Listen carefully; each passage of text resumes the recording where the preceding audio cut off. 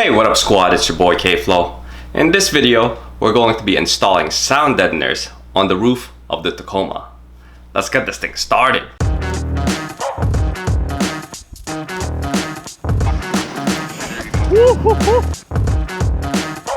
So this video is part 4 of getting the Taco back onto the road. If you're new to this series, let's just say on my last adventure, things went sideways. So this series, we're going to be fixing up the truck and also making things just a little bit better. So just as a quick recap guys, in part 1, we removed the seat belts and the side curtain airbag module. So in part 2, we removed the headliner and cut out those deployed side curtain airbags. And in part 3, we did remove and replace that damaged side view mirror on the driver's side. So in today's video, we're going to be installing some sound deadeners. Now I haven't really found any other YouTubers guys that go over the details of techniques and tips and tricks. So this is actually my first time trying this, and I do learn a few techniques and tips along the way. So make sure you stick around throughout the whole video as we go through the installation process, because some of the things that I learned might apply to when you actually do this mod yourself too. Now let's get to work guys. So right now guys, I'm gonna focus on covering up this section of the roof and then working my way backwards. And I just test fitted this, nothing's prepped yet, but it looks like I can fit this kill mat vertically, as in oriented forward to back, and that fits this section perfectly, and this section fits the front portion quite well too. So I'll start with filling up as much of this area without cutting any of those mats yet, and I think this will be a good starting configuration. So I'll work this side and then mirror the driver's side and then kind of meet in the middle.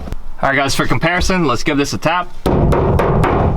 So you can see there's like a hollow sound coming from it. I'll tap it from the top too. It'll definitely be good to do this in sections so that you can keep things on track and it's not as overwhelming. So I'll start with wiping this half with some alcohol on a microfiber cloth. And now we could peel and stick away.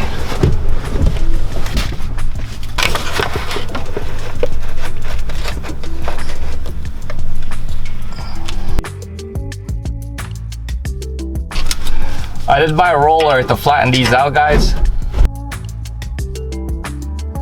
And the link to all this material will definitely be linked below.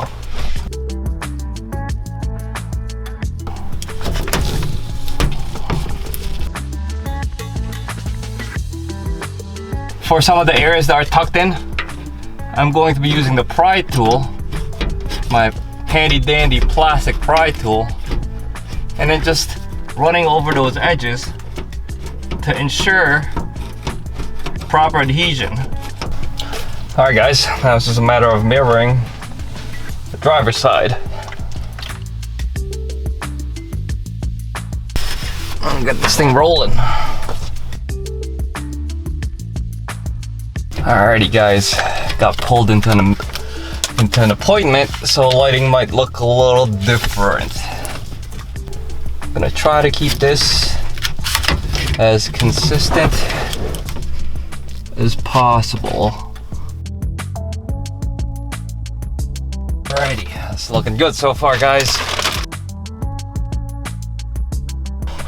So, prepping up this driver's side middle section.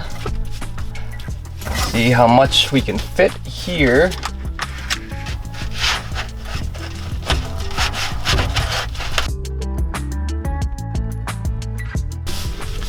This is definitely a tedious installation guys. It's really not much skill, but more patience.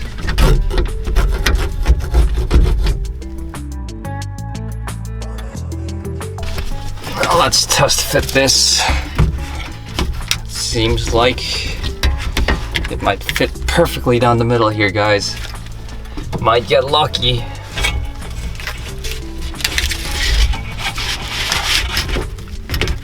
And once in a while, we might just get lucky.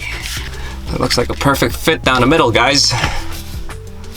Alrighty.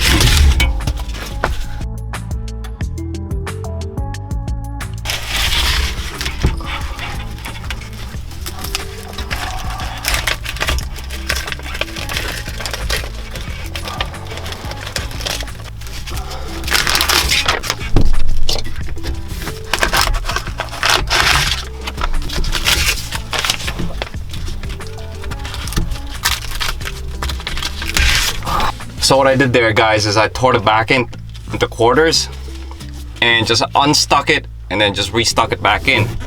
And that technique seemed to work just fine.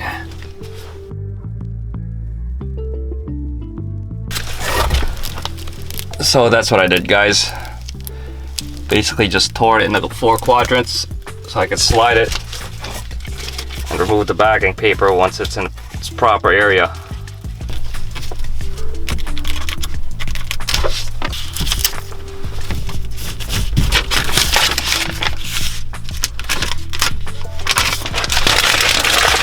Yeah, now we're rolling, guys. Looking real good.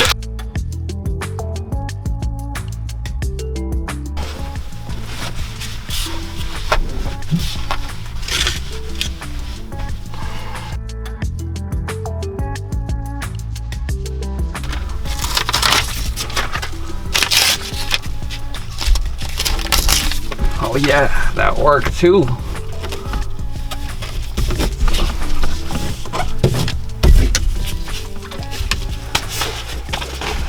So for that one, guys, I did tear the strips this way instead. So I could tuck the mat underneath here and then pull it off the top. Pull that backing off the top.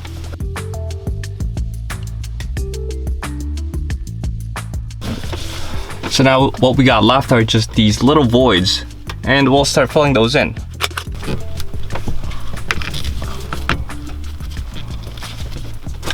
A lot of this will be just art at this point, where it's measuring, marking, and cutting.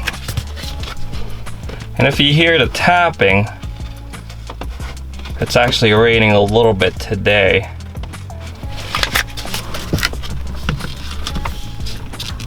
So there is this little tab that sticks out of the ceiling, and that's probably from the shark fin antenna in the back.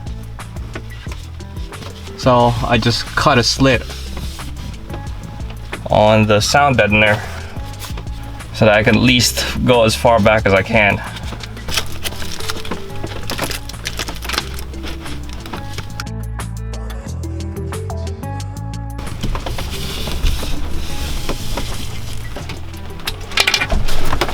So it looks like we only have this little gap left.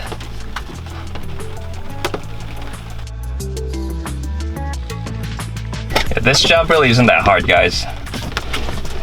Definitely requires a little bit of patience.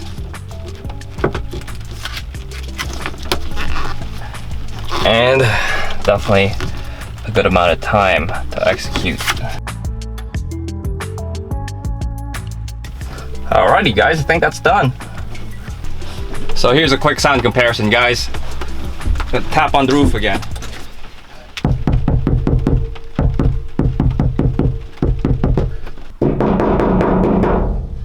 Yeah, that's definitely a much deader sound. There's no more of that twanginess. And here's a quick B-roll of the ceiling, guys. Man, it looks so good.